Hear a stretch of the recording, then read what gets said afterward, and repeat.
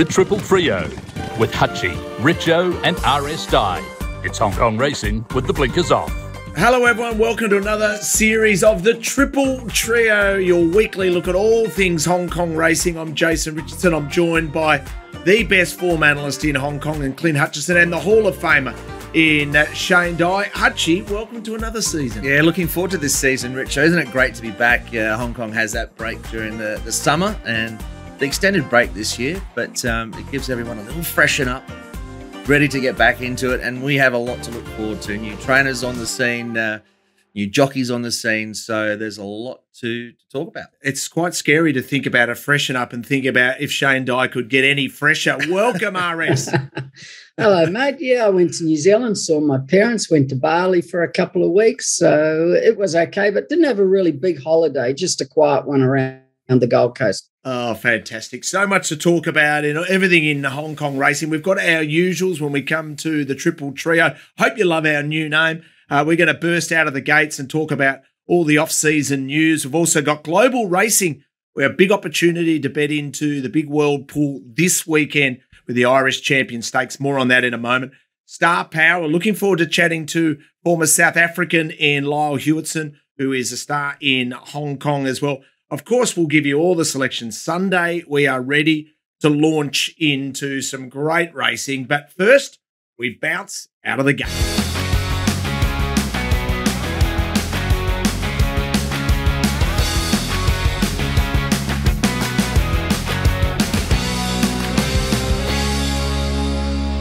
And Hutch, as we bounce out of the gates, maybe we'll spend a moment to reflect on the season that was, the Horse of the Year, Golden 60, the Jockey of the Year that we were barracking, that battle between Moreira and Purton. Yeah, it was an amazing finish, wasn't it? And the one thing I took from it towards the end as well, particularly on that final day when Zach had that incredible sort of, 4 winners on the final day. But, it was just what he had to say in terms of, he was looking forward to the break. They've obviously had a tough couple of years with COVID as we get some shots here of Golden 60 and what a horse he is. And yeah, we're looking forward to seeing him back this season. But that was one of the amazing things that I think, the boys had really given it their all. They've found it pretty tough, and it was great to see a great battle unfold. And this race was almost a microcosm of the season, wasn't it? Zach getting over the top of Joe Late.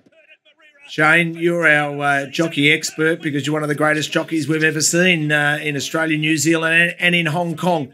How did you rate both of the seasons of the two stars? I think both rode very well because they rode the winners.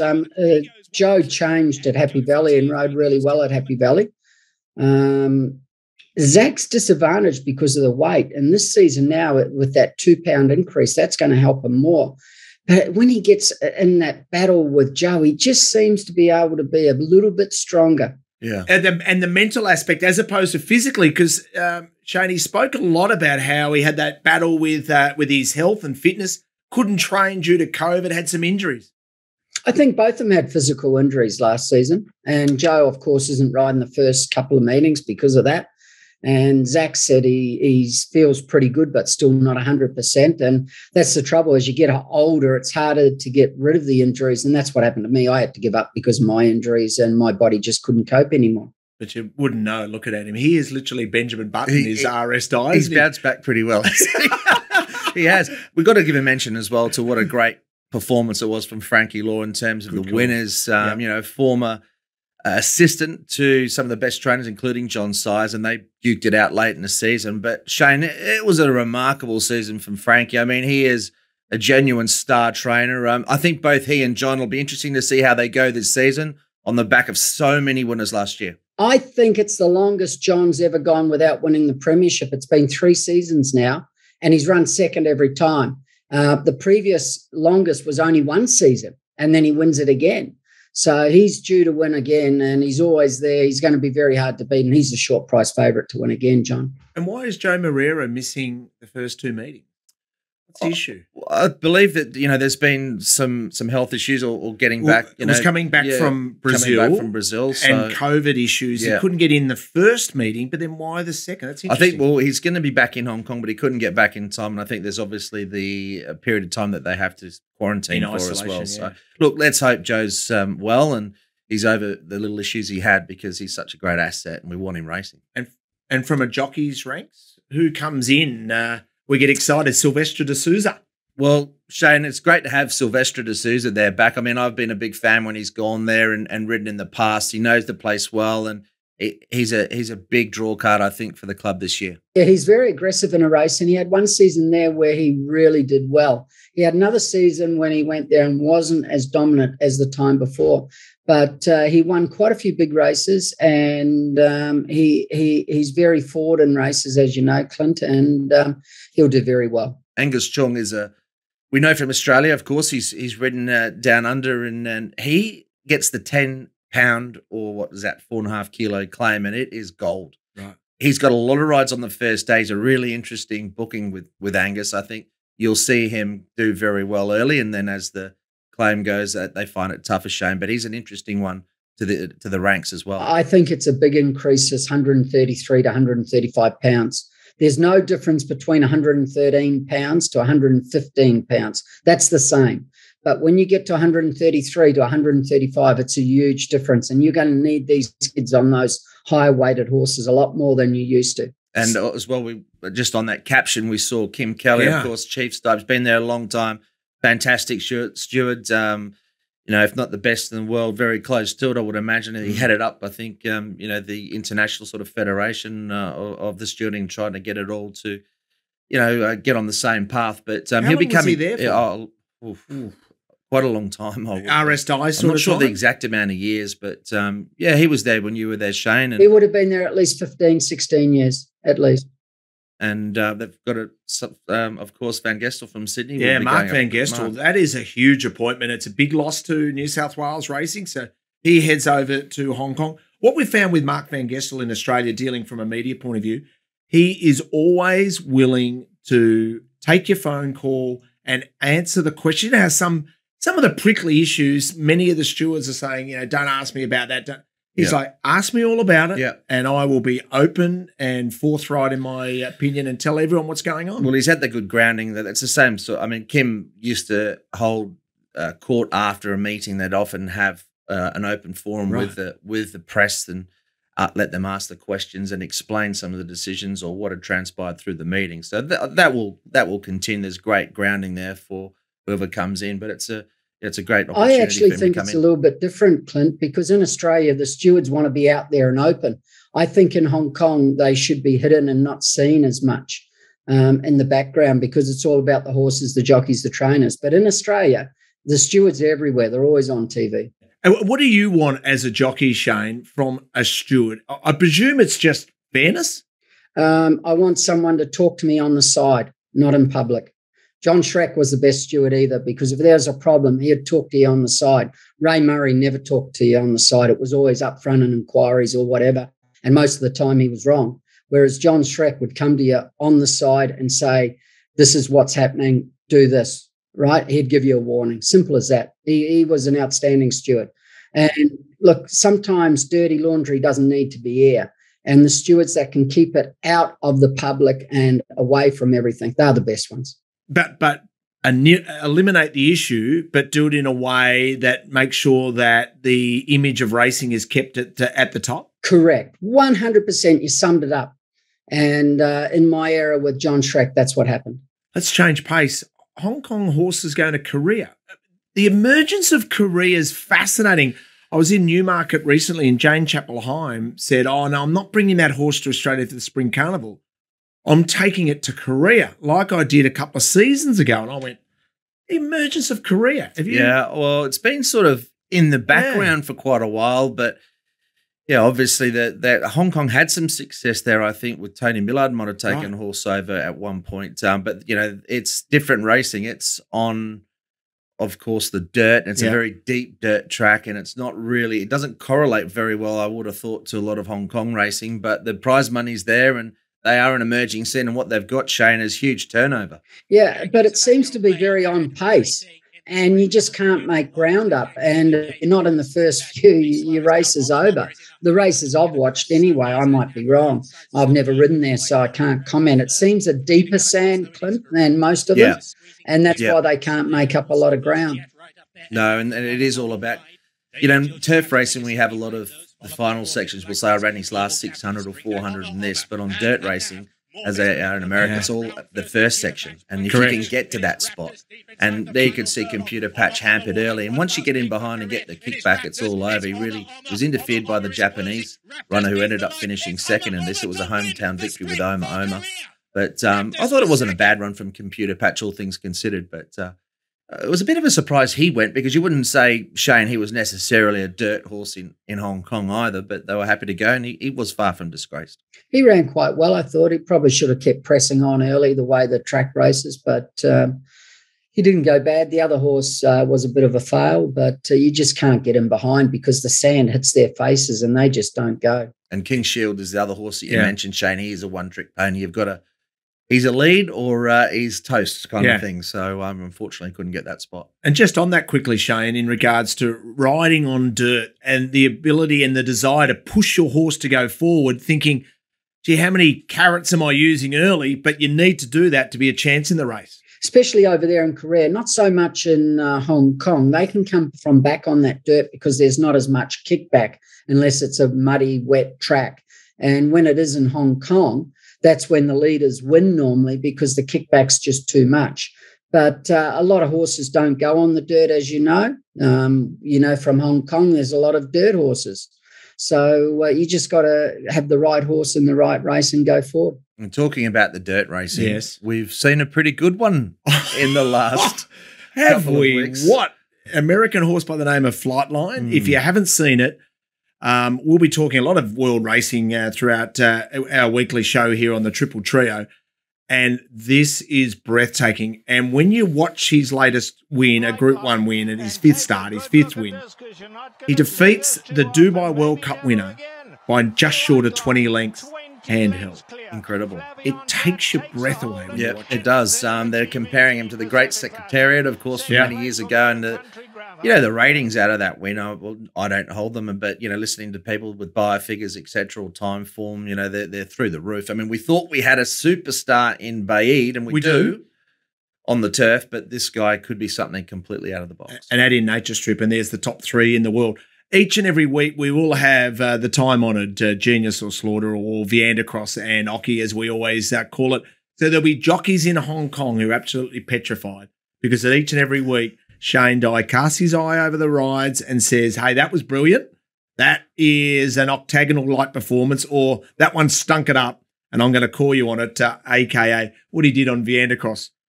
Richo, I reckon the boys rode very well at the end of last season.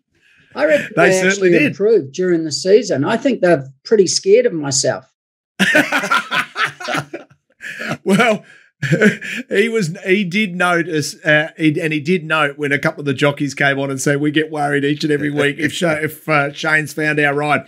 That'll be on next week. Let's launch into our Hong Kong Racing School.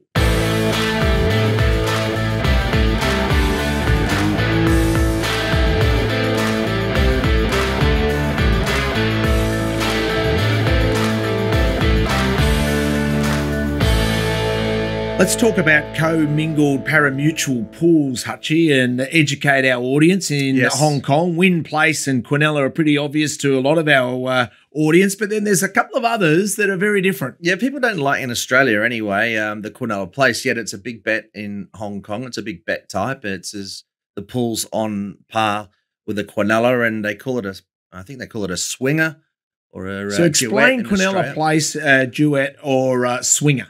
Well, the Quinella Place, you got to run in the first 3, and you got to obviously have 2 or 3, depending on how many. But your horses have to finish in the first 3. So, as the name would suggest, it's a Quinella Place. But that's the same in Australia as a duet, which hasn't really taken off. No, but it has there, and there's been a little difference in the local takeout rates. Have come back 3% from 25 to 22, which obviously for the bigger blades might stimulate some more growth, I think. And look, I don't mind those bet types. I know they're not popular in Australia where we're sort of winner each way punters, but I think in Hong Kong, if you want to invest in these, there is certainly some value to be had. And you can see there's been a little bit of a change in the takeout rate with the tierces and the trifectas as well, which hopefully will stimulate a little bit of growth as well. Yeah, just one thing with that Quinella Place for people out there.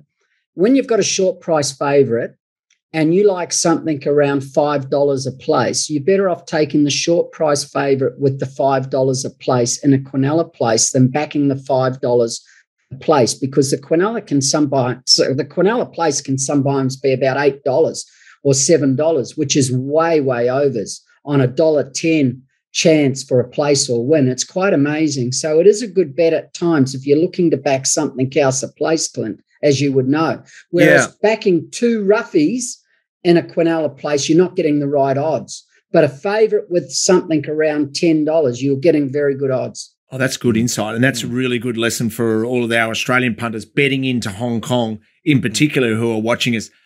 And just to clarify, tierce in Hong Kong is a trifecta in Australia. So box trifecta or in order? It's in order. A tierce is in order there, and the trio is in any order. Right. So it's a slightly different. But, those pools are commingled now, so that's good. I mean, they have been for some time, but there is a little change with the Jockey Club themselves in terms of, I think that this year it's been announced that the Trainer Challenge, we've always had the Jockey Challenge, which was really the only fixed odds that they would they put up, but they're actually going to go into the Trainer Challenge, I believe, this season as well, which is 12 points for first, 6 points for second, 4 points for third.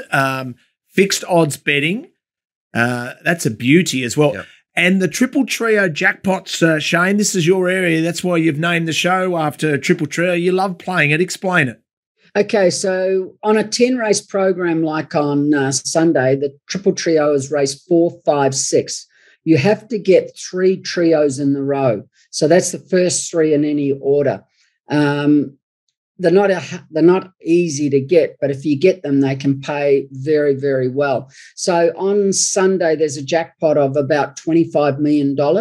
So when there's $25 million, I would say, because one of the races is only 10 runners, I think, you could get about 60 to 65 million in the pool, of which 60% or something will go to first price paying. So the Triple Trio could pay 35, 40 million. Wow. And the Triple Trio, can you only have 3 selections? No, you take as many as you want. Many as you want, and that therefore decreases your percentage. Well, is it a depends. flexi? No, you can do a flexi. Increases your cost. Yeah, increases the cost. And I think that's that's what makes it hard. And probably helps those that can invest a little bit more, Richo, like Shane. That's right. Richo, just for the people out there from Australia or anywhere, if they can play it now, all you got to do is go to the Hong Kong Jockey Club website, go to the Triple Trio, click onto it, and then you can put the combinations in, but it's there on the screen, and it'll tell you how much it is to play it. So you can get the costs up or down by putting in different combinations, and it's very easy to do. So it's better than sitting at home writing down numbers and trying to work it out, because it's impossible for a normal person to work out how much it'll cost. Just go to the Hong Kong Jockey Club website and it'll tell you how much it costs. Yeah, it's a great website to use it with BetHKJ tool. It's fantastic, and we'll let you know. But it's amazing when you can have a bet, Richo, that's life changing, isn't it? I mean, we all like to buy a lottery ticket now and again. Yes, well, please. This is sort of in the same mold, but you can use your form to get there. I mean, it's quite remarkable, and we have seen some big dividends over the years. And that's why Shane Dye is just sitting in a penthouse right now, because of the Triple Trio RS Dye. Mate, I thought you were coming up here. I haven't seen you. Well, I can't afford a ticket because I haven't got a Triple Trio, but I will eventually get up there, and I will strap myself in for a night out with RS Dye, if you don't mind. We need to change pace, and we're going to change pace to the World Pool and Global Race.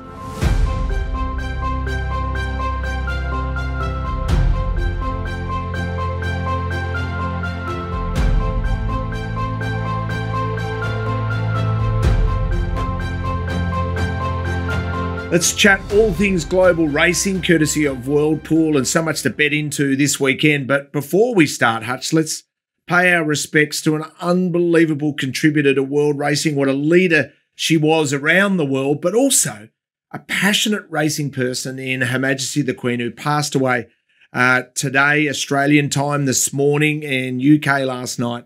We are so sad to hear about the news, and racing has lost one of its great ambassadors. Absolutely, Rich. A very sad day. And what I have really taken some positives out of in terms of just her passion for the game, like you said, on the socials, you see over the years, over decades, how much enjoyment that she did get out of racing. And how good she was for our sport. It was sort of glad to see those memories. I think on the socials, it really was quite touching, Shane. And I know that you've had a bit of experience in that department as well.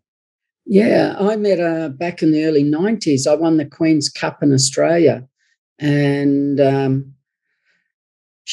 I reckon I spoke to her for at least 20 minutes in the parade ring, and she knew everything about Australian racing. That was me and my day. Look at you. Oh, wow. Oh, you look fantastic. Richo, you could have taken some of my hair, mate. Wouldn't have done you any harm. Hey, Shane, that hairstyle's back in now. Yeah, it only took 30 years, didn't it? It was only a matter of time. But what did she say? I actually spoke to her for at least 20 minutes, and she knew about my career. She knew about Australian racing. I went to talk to Prince Philip, the husband, and he wasn't interested in talking to me, but she was. She was a lovely lady. And, of course, you know, you speak to Ryan Moore or any of the jockeys that ride her, and they just say she's the most knowledgeable person you'd ever meet in racing and just loves it and lives for it. So it's a sad loss, but 96 years, Clint, isn't a bad age to get to. Yeah, she had a very good innings, and she'll be missed. I mean, it's an outpouring of emotion around the world today is there to be seen. Isn't it? I put on my Instagram at Jace Richardson 7 a photo of her at the races with this beaming face, and you see her form guide in the purse. Absolutely loved her racing. The one that I loved is when she came back one day and Ryan Moore had won the big race for her, and he looked up into the stands, and she was, you know, near the winning post there, and he tips his hat, and she got a little fist bump. It was brilliant. Oh, brilliant stuff. When we think about global racing this weekend, so we have both of the ledgers in both in England and also in Ireland, and that's going to be interesting whether or not the English St. Ledger will go on, because Racing and Sport has now ceased in the UK as tribute to Her Majesty. But for the World Pool fixtures that are hosted by the Hong Kong Jockey Club, this is huge this weekend because it's the Irish Champions Stakes Day. And you'll be able to bet into all the key races there in Irish Champions Stakes Day. And what an Irish Champions Stakes we've got with Verdeni, this French Derby winner who then won the Coral Eclipse. You take away Baid, who will probably race one more time and then he'll go off to stud.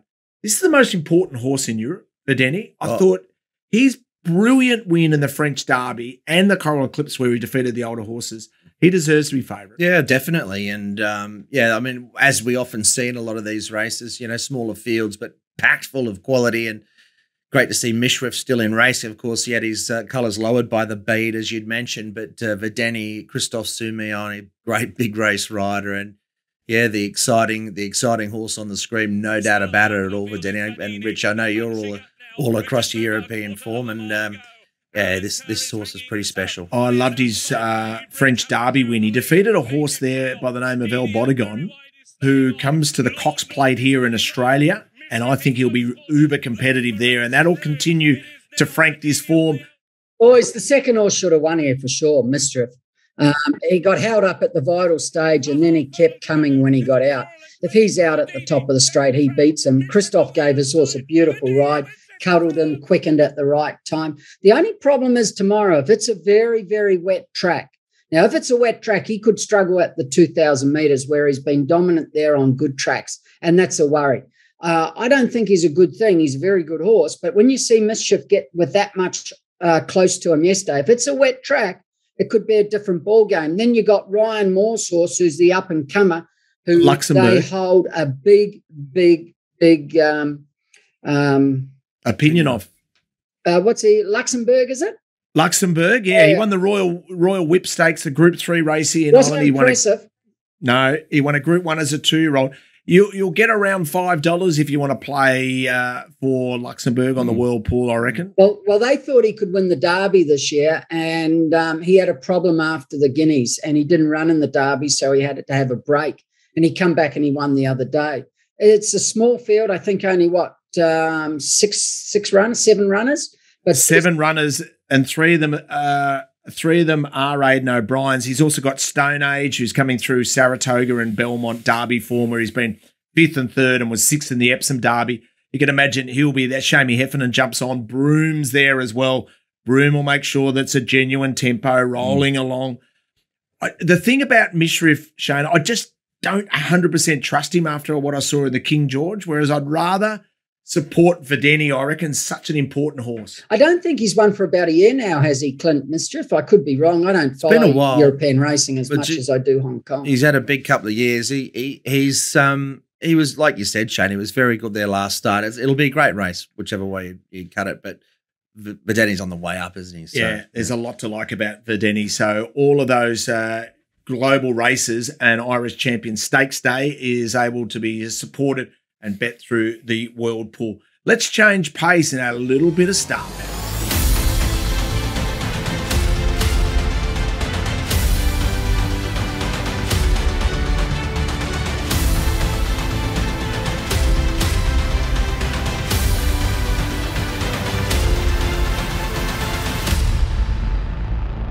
Let's add a bit of star power, and our first guest for the Triple Trio for this season, 27 winners last season, 3-time champion jockey in South Africa, 2-time champion apprentice in South Africa, is Lyle Hewitson, who joins us and joins the Triple Trio. And Lyle, you've achieved a lot in life, but being part of our team is as good as it gets.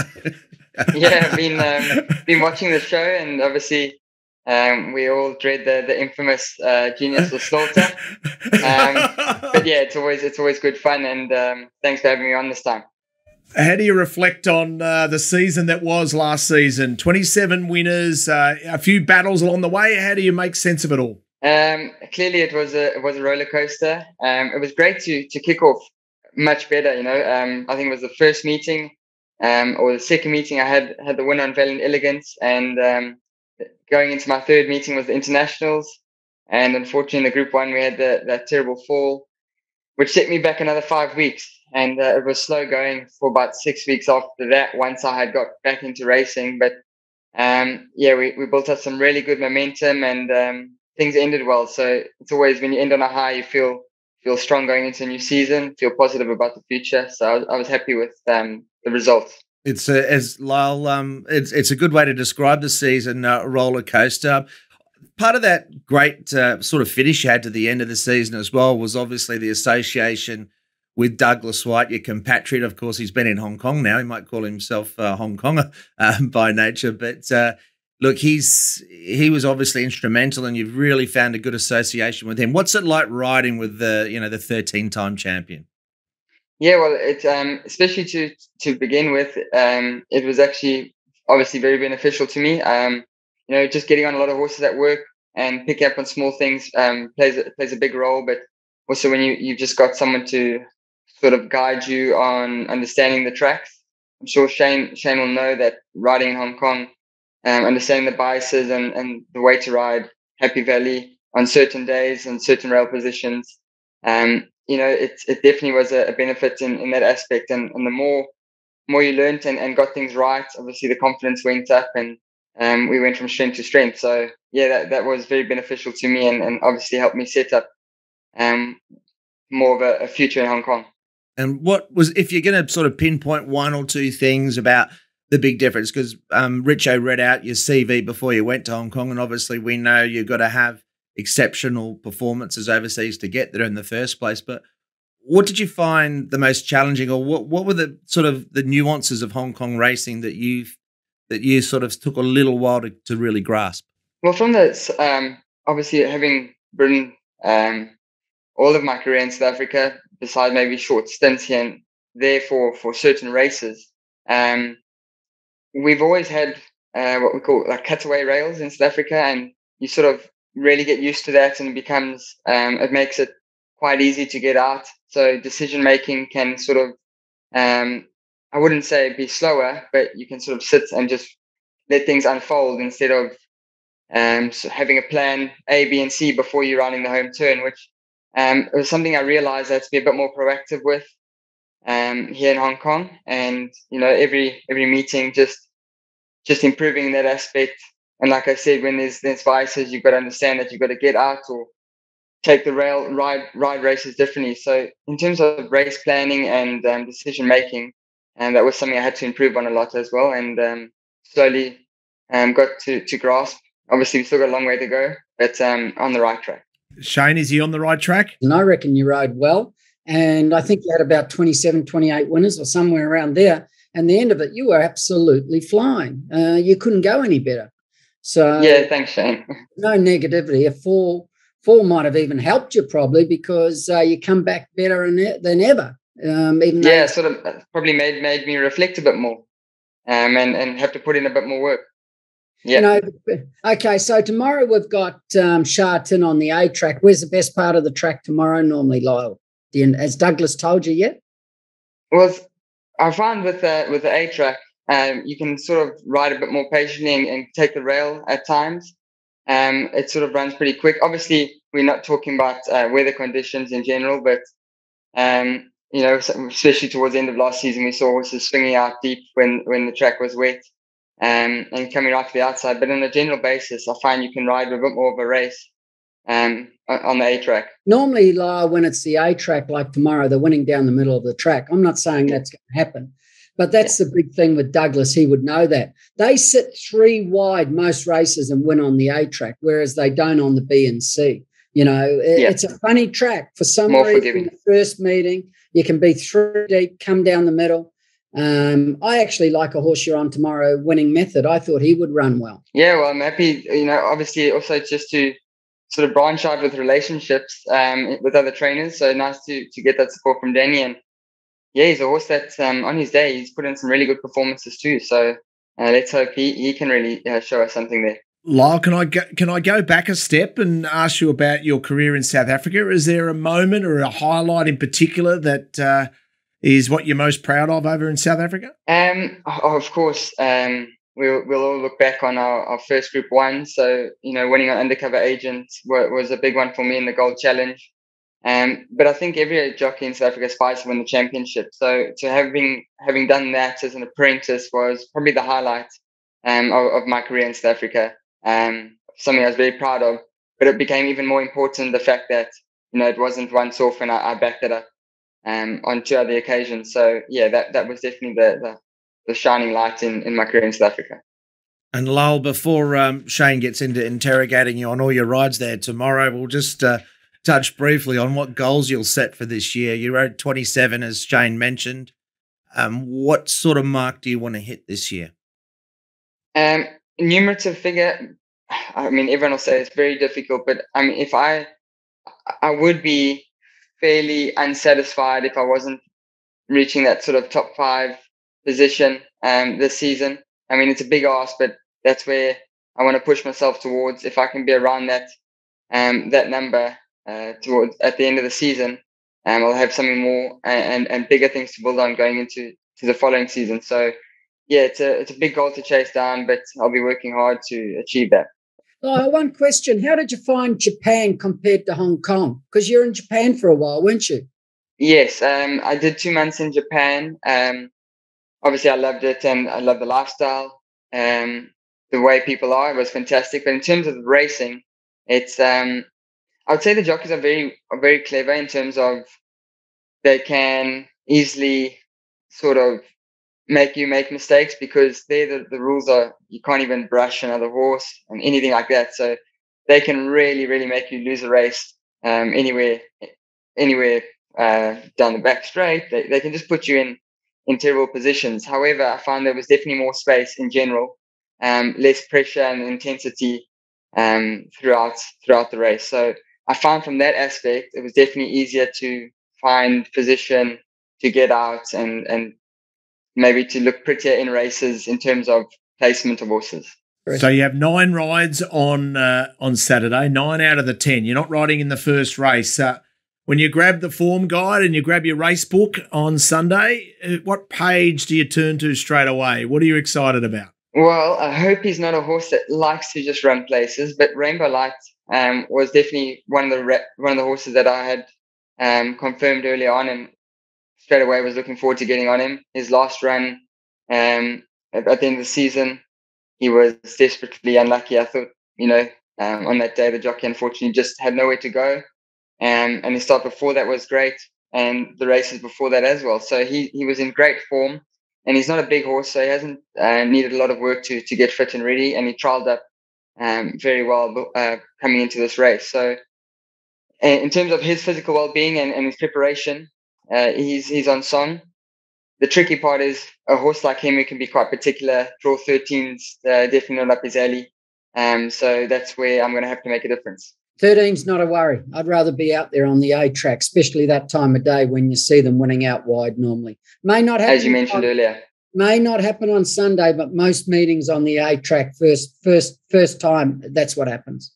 Yeah, and I'm sure you know at the beginning of the season the track looks absolutely unbelievable. It is. It's like a carpet, so yeah, it'll be good. That's race 8, number 7, Shane. Of his other book of rides, what else jumps the off the horse I page? mentioned before in race 9, Winner Method. You trialled him the other day, and he ran midfield 5th, but you never let him go. How did he feel? He looked good on video. Yeah, just a couple of days before that, because at the end of last season he actually got scratched for rearing in the gates, or he was declared a non-starter, I think. And so I took him through the gates, and he broke out well. Went into the trial, and he ticked over just as we would have liked. And like you say, he looked good. He stretched out nicely, and he travelled beautifully. And of course, being the little bit extra distance, he'll just sort of find more of a rhythm. And I expect him to kick on strongly. And he always seems like he's a horse that has a strong run, extended run. So he'll be grinding right through to the line as well. Sometimes you just got to watch him a bit because he can pull a furlong after the start quite hard. So if you want to try and be forward and you're trying to be forward and you give him a dig, you got to be careful because you know he's going to pull. But from gate 9, you can just position him where he wants, midfield or wherever. But you'll know by then when the best part of the track is. I think he's got a very good chance with only 118. What weight do you ride, Lyle? First meeting, I can ride 116. Towards the end of last season, I rode quite a few meetings at 116. I sort of look to ride 117 and above on a normal basis. But yeah, I'm probably, if I'm most comfortable, would be 118, somewhere around there. It's a nice fighting weight. But obviously taking off the extra 2 pounds when necessary is worth it. So 117 Harmony and Rich in the Chief Executives Cup in race number 4. The Jolly in race 2, Lyle? Yeah, give him a sneaky shout. He's a horse that he has to be on the rail. He just loves it. It helps him around there. So with a good draw, he'll definitely get the position he wants, and he'll have the comfort in running. So I thought he had a good run at the end of last season. Even his comeback at Happy Valley, we were pleased with. Also, he's quite a slight horse, so he's only needed that little bit of work to get him back into race fitness, and he'll be ready to go. He'll have a chance there. And just a quick one in regards to life in Hong Kong for you jockeys now. Blake Shin's back in Australia now. Daniel Moore came back quickly as well, just saying, look, with all the restrictions, it was just too hard. How is it for you, and are things starting to get back to some sort of normality? Well, yeah, I was pretty comfortable because obviously I never spent the whole season, and like some other jockeys the past few years. So it didn't bother me too much. I managed to get through everything, had my head down working and looking after the weight, exercising, being active. It helped time pass for sure. But then going on holiday in Spain and the UK where there's no masks, no restrictions, and coming back to this, that was a bit strange again to be bogged down and have the mask. But anyway, we do what we have to as long as we can continue racing, and I'm sure time will pass where we'll get back to maybe in line with the rest of the world once again. Lyle, just want to know, did that Luke Ferraris behave himself with you overseas on holiday this year or not?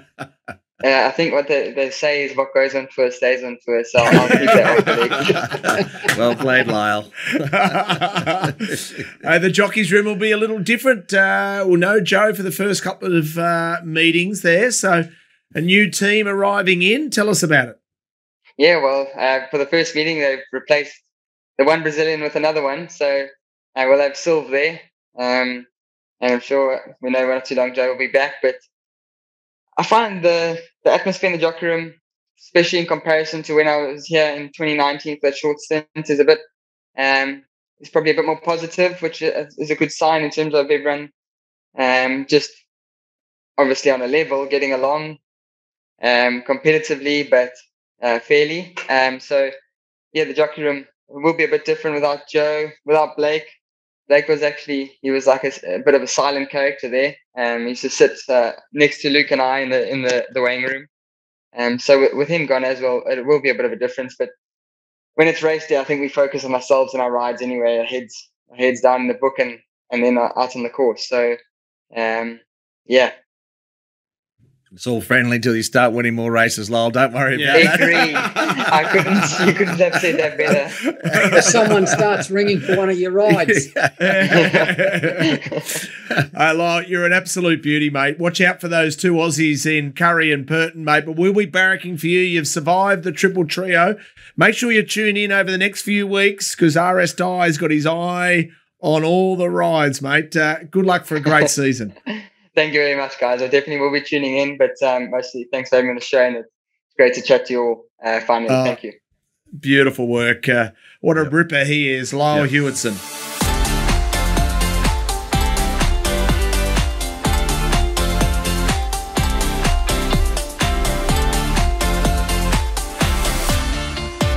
Sunday is for Hong Kong racing. We're at Sha Tin and Hutch. We are keen to launch. Yes. Race number 4 is the feature. It is the feature often, or every opening race day, the HKSAR Chief Executives Cup. And it's a race where a lot of those horses with the lightweights have done quite well over the years. And we've got a very interesting one in Lucky Sweynesse there, who was the champion Griffin from last season. This is my market. I've got him favourite just for the weights. I think it's a great chance for D'Souza to win. I got him $3. Look, Trillium Win and he have met, and Lucky Sweynesse had his measure the last time, but he's got to be considered a chance. I think the most interesting runner for me is Lucky Patch, particularly with that 10-pound claim that Shane said was so important. I've got him in the market. He obviously had that fall in the international races last season. He had a bit of a break, and then he came back, had a couple of runs. I don't think he's too far away, although I didn't really like his trial. I am respecting him. That is my market for the feature. So they're the Hutchi Honkers ratings. Hutchi's Honkers, jump online. Make sure you register for this season. Each and every season, Hutchi is producing a winning season. Lucky Sweynesse. What do we make of Lucky Sweynesse here, Shane? He's a nice horse. He's done nothing wrong. He's going to be forward. His trial was very, very good the other day. I've got him on top. I think he's the horse to beat. Like, he has won, what's he won? 5 out of 7, Clint, last season. So you can't do any more than that. And he's got no weight on his back. He's going to be very, very hard to beat. I've got him on top from Trillium Win. And Skyfield will sit out the back, come down the outside. He has got the 135 pounds, but he never goes bad. He trialled well. He won't be far away, even with the 135 pounds. It's an interesting race. There's good speed. Harmony and Rich, which Lyle rides, so I think goes forward. He's had a few little issues, that horse, but he was pretty forward in a recent trial, so he's going to inject some speed. Lucky Sweynesse, I think they'll be positive, but I wouldn't be surprised in this race if D'Souza takes a sit. He'll be in the first 3, but I don't think he wants to get in a speed battle early because I think there's a bit of pressure here. But by the same token, just at the weights, Lucky Sweynesse, so he looks the logical one to beat. Well, Campion's going to go, Clint, for sure. Campion's the other one, yeah. I mean, they've both drawn a little bit wide. He comes across with Harmony and Rich, and then Lucky Sweynesse is drawn underneath them. But I think those 3 obviously look the logical ones. Those Campion's recent trial was just okay, and I think Shane, he's also one of those horses that probably needs his own way. I felt that with other pressure in the race, it might just detract from him a little bit of pressure in that event. Correct. And as you said, Lucky Patch's trial was just average. So, but he has done that before in a trial. I watched all of his trials, but he'd still like to have seen him do a little bit more. And he has got a new trainer for a change. So sometimes that helps, but sometimes things are different with feed. The other thing to look at for the public is their weight of the horses. Now, unfortunately, I don't know the weights yet because they're not on there. But you will tomorrow, being Saturday. The Hong Kong Jockey Club puts every weight of every horse up there. And that's very, very important to see how much more weight they are this season than last season. If they put on 40, 50, 30 pounds, you know they're going to need a run normally. So is that on your database you compare, or the Hong Kong Jockey Club provides the information of what they were last start? Hong Kong Jockey Club provides it, but it won't come on until a Saturday normally. So it's very vital information. So it's a little bit unfair us doing the show now talking about whether these horses, some of them are fit or not, because with me, I go on their weights. September, we burst out of the barriers from a training point of view. Trainers to keep an eye on? I can tell you straight away, David Hayes, like all of his horses have been trialling twice. Most horses haven't trialled at all, or they've trialled once. All these horses of David's have trialled twice. Now, last season, if you remember early on in the season, he really had them going early on, and he had a lot of winners. He's going to have a lot of winners again this season early on because they're more forward than most other trainers. And there is the caption of their strike rate. You know, it can to and fro a little bit. I think I wouldn't be surprised if Casper Fans had a good start. I thought 29. He closed off all right last season, and after winning the year prior, he's probably just the stable will be ready to go again. But yeah, that information is up there. I agree with what Shane just said as well. I think Hazy's got a few forward enough as well. But, those are the stables that in the past have done well. Race number 8. Let's have a look at the field and the market and what you're thinking here. Of course, we've spoken to Lyle Hewitson. He rides Rainbow Light. That he does, and I've got Rainbow Light in the mix. I'm with Shane. I don't think the wide barrier is the complete negative. I would probably prefer him draw somewhere in the middle, but it's not as detrimental as probably drawing down low. But he's not far away from a win, Rainbow Light. Interesting race. Look, I think there's a few chances in this contest. We did see a very good performance towards the end of last season from a couple of the runners, but this is a horse that's on the way up, Leather Vanguard. And I thought what was interesting here, Shane, that Zach Purton wasn't riding him. He was on board in a recent trial, Leather Vanguard, but he rides Wide Blue Yonder. I'm not letting that put me off, though. I think this Leather Vanguard might be very hard to beat. He's a nice progressive horse. I think this is one of the hardest races of the day. I think there's a lot of good chances in this race. If you go through the field, there's a lot of form, a lot of promising horses that are going to go to Class 3. And you are right. He's only had the 2 runs, and both his runs have been very good. He goes forward. He's got the claim on his back, so that's an advantage with the 134. Just takes a couple off, so that'll help a little bit. But Wide Blue Yonder will get back and run on that, Zach's. But you've got many there that raced well last season, even a horse like Blissful Star, Stunning Impact. All these horses race well, and Eternal Bloom's done nothing wrong. I think it's a very open race, Clint, and a really good race. Yeah, it's a load-up leg, I think, for the exotics. I mean, in Australia, we have our quaddie on the Hong Kong races, but fortunately, it's not a leg of the treble because you need a lot. I'm going to throw in one at a big price as well here that I thought trialled all right, Shane, in this event, and he'll be my sort of value selection on the day. King Tourbillon. Casper's picked this horse up. He was in a recent turf trial. He was on the far side. I just love the way that he got through the line. I think whilst I don't think the wide barrier is a massive negative, the market might read it that way to an extent early. I think there'll be a bit of support for him late, and he will be better over further. But he was a stakes class winner in Queensland before he went to Hong Kong. He was with Me Choi. Right. Didn't really do much from the 10 starts or so that he's had there. But I think Cass might have got him going well now, and he could be won at a nice price. A couple of his runs weren't too bad last season, Clint. I think he started on 75 and he's dropped down to 53. You are correct in saying he wants further, 1,600 to 2,000, but he could run well fresh. He'll get back a bit and run on. And gate 14 probably helps him, makes him go back further and gives him a chance to really run on down the outside. Race 9 is a Class 2. Lyle Hewitson, our special guest, rides Winner Method. Zach Purton on Silvestre. How do we play here? Packing Victory and Master Montaro would be familiar to many in our audience as well.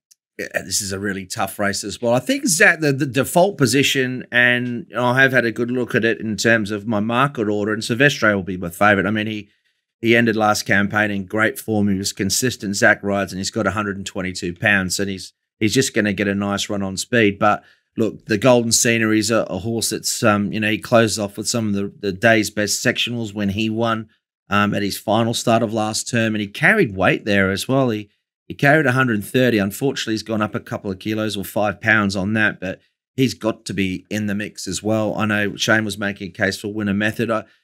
Look, Winner Method's, he's not an easy ride. We heard from Lyle there. He can, as Shane said, he can get very keen. The key early part of the race for Lyle is probably to make sure he doesn't fire him up, because if he sees daylight, he can overdo it, but he's a talented galloper. But Silvestre is definitely the horse to beat. Okay. How do you see it, Shane? There's a bit of pace in the race, Clint, so they're going to go along. And that might help him. I've got Winner Method on top. I just thought with 118, he gets his chance on his trial. Sylvester, as you said, has got a very good chance. He's going to be hard to beat from gate 7 with Zach. He never goes bad. The only time he went bad was I think he had a heart irregularity the day that Ryan Moore rode him on International Day. The interesting runner in the race is Packing Victory.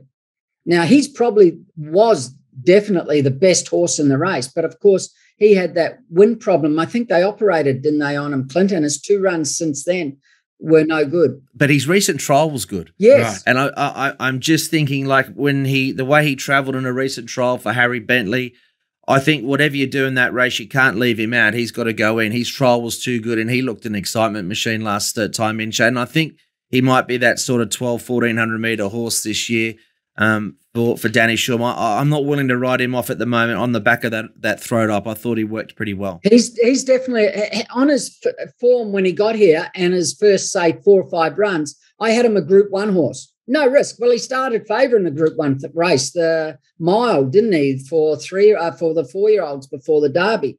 But, of course, he had that problem, had an operation. Now, a little break might have helped him, and sometimes those horses, after a break being fresh now, he's interesting from gate 2. Just talk about, just quickly on that, Shane, how much of a break have they had? We haven't raced for, how many weeks have we had off from a Hong Kong racing season? And what do the horses actually do? Do they get a break as well? Yeah, they do. Yeah. I mean, he had a break obviously after his operation, but he didn't have. He hasn't. I thought he'd only had the 1 run since. He might have had 2, as Shane mentioned, but one. 1 run. So he's effectively had a little bit of the off season, but look, he jumped out. Trialed really well. So I'm like I said, I'd be willing to give him the benefit of the doubt, and he hasn't competed since the end of May, but he looks pretty well ready to go. And as Shane said, have a look at the body weights on the day, see how they match up from where he was last season, and hopefully it's in line and he should run well. That's brilliant advice. Race number 10 is a Class 3, Hutch. That it is. This is another good race to finish with. And on top, I will have Never Too Soon. He was a good result for us at the end of last season. In fact, on the last day of the season. Oh, yes, it was. The key to his win as well, and I think they just took a little while to work him out. You've got to ride him stone cold, I think. And yes, he got the pace to suit. He probably had the track pattern to suit, and he won very convincingly. But all his best runs, Shane, are when they leave him alone early. He builds his gears late in the race. He's got a great turn of foot. And I'm a big fan of horses that, run up to right to the end of the season, and then they come back. And you asked about, the gap. This is effectively the sort of scenario or setup that I like. They haven't had that big gap, so they've got a lot of residual fitness from the end of the season. Right. Okay, what I like to see, Clint, is first up last season. He ran 3rd, and it was a really good 3rd in 1,000 metres at Happy Valley. And normally when they do that, they'll repeat it this season. So first up, he's got a great chance. Of course, he hadn't had a trial. And here's the win on the last day of the season as well. It was encountered at $199, nearly 200 to 1. You didn't tip that one, big boy? Didn't find it. I think, No. You know what, though? I think we rated it about $90. So You did. Okay, there was overs. My mistake. Yeah, I wish I had had something on it. But look, his effort actually rated pretty well. And just reading the Stewards report, which are always a good guide in terms of when obviously they queried the performance, and they'd said, well, he was up to a trip that suited his previous run on a wet track.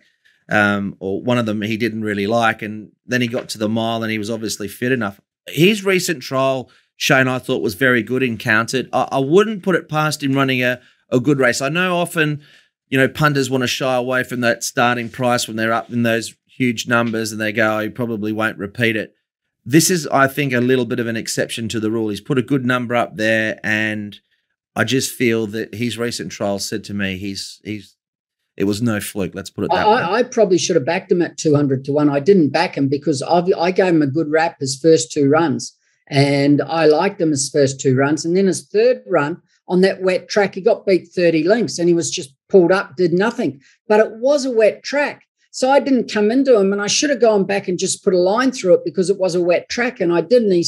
Because as you know, Clint, I like long price horses. So it wasn't a surprise that he won or did something, because if you go back and watch his first 2 runs, a couple of runs, they were good runs. Now he's trialled really, really well. He's not the worst. I don't know what to make of this race, Clint. I just think it's very open. I'm going to go the 14 because he's got 115 pounds gate 2. He's consistent. He's never far away. he's probably not a Class 3 horse, but first up, he went all right last season. So I don't know what to make of this race. And that is Happy Daily. Happy Daily is a really interesting runner because there's a couple in there that he meets like way better at the weights Yes. at, and that's the key factor when you go back and you have a look at this horse in terms of how he meets some of them. It's quite remarkable, actually. I'll just you go back through some of his last performances, and he's a really interesting runner. Like Shane said, you got to have him in there. I think generally speaking, he's probably not up to this grade, Right. but he gets a lovely setup here. He's got a low barrier. So get an economical run, and with that weight, he could be very dangerous. He's had 4 unplaced runs in Class 3, but a couple of them were all right. But in Class 4, he's always there. But just with 115, and to me, Clint, nothing stands out in this race. It's just a really open race. An interesting, I mean, he's got some good rides on the day, Angus Chung. He's got Circuit Star on the last. He ended the season in good form. I mean, Captain Win with Pierre Ng, it's his first season training, but he's actually gone pretty well. He was called, I'm pretty sure he might have been the Captain Spud in Australia, but he's actually shown glimpses of form last term, but it's a tough way to finish. Okay. Can I push you then as we transition into best bets and best plays for the weekend? We know that Shane's putting some final touches to his form, and tomorrow's a huge day for him, but what are we thinking for your best bet, Hutch? Oh, look, I think Lucky Swain, this will be hard to beat. He's going to be a good bet. But in that race, I think it depends what price he comes up. But I'll definitely be having a Quinella with Lucky Patch and Trillion Win in that particular race. I want to be with Leather Vanguard. I think with Zach Purton not riding him, he'll be a decent enough price.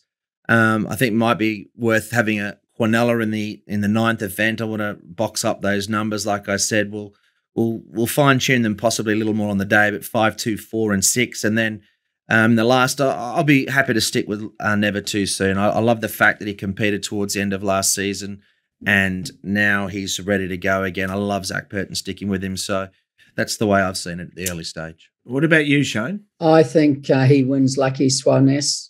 No weight, but Clint had him $3.06 or something, or $3.10. I might be wrong what he had him, but somewhere. I think he's going to start 220, 230, 240, somewhere around there. I can't see how he's going to be big with no weight on his back. And race 9, I think Winner Method could be the right odds. Does things wrong, and if he does, he won't be winning. But if he's the right price, on his trial the other day, he never won last season, but he raced well. He's not the worst with 118 on his back. And quaddie and trebles, do we play them? Yeah, we're going to have all the quaddie numbers on the caption on screen as well. So quaddie, of course, and the treble in Hong Kong for those. So there's all the numbers that we have compiled, and good luck if you're playing. But keep chatting, man. I need to write them all down. Yeah, you need to write them all down. Screenshot it if you need to. But look, it's a day where I think some of those exotic types will pay quite well because it is reasonably open there on the day. And like Shane said, some of them are resuming, and it's a little bit tricky. But I'm pretty happy with the numbers that we've put up. So good luck if you're playing. Clint, throw the 11 in race 9 just in case, mate. Anyone out there? It's not the first. There we go. Okay, you know what? I'm actually doing that, Shane. I just put 11 in a brackets with a little smiley face underneath it just because of you. And I tell you what, when Hutchi gets a quaddie and he gives it a come on, there's nothing better, my friend. Nothing better. Let's hope we can do that on the weekend. Oh, sounds good. RS, we are going to have a lot of fun this series like we do each and every week. I think we had a pretty special first guest there. He's a young star, isn't he? Young Lyle Hewitson. He's done really well because when he came about 2 years ago, he really struggled. And he did well in Japan, and he gave that up in South Africa up to come back and have another go. And luckily, but great for Hong Kong racing, it's worked, and he's going to stay, and he's an asset to Hong Kong racing. And as you saw, he's a lovely kid, and he's going to do well. Looking forward to watching him progress throughout the season. What a season we are set for. Of course, all the analysis, hutchishonkers.com. Make sure you join. Make sure you renew your subscription leading into this season. Yep, we'll be looking to kick off in style, Richo. And look, we've got a lot to look forward to this season, as we said at the top of the program. With we've got to speak eventually through this season with Jamie Richards when he has some runners. Pierre Ng is a fantastic young talent trainer. Both of those, the new trainers on the scene, and we've got D'Souza and other riders, I'm sure, coming in. So there'll be plenty to go through. And we love your feedback, so send it through to us. Make sure you forward on this podcast. It is the Triple Trio. Thanks so much for your cup.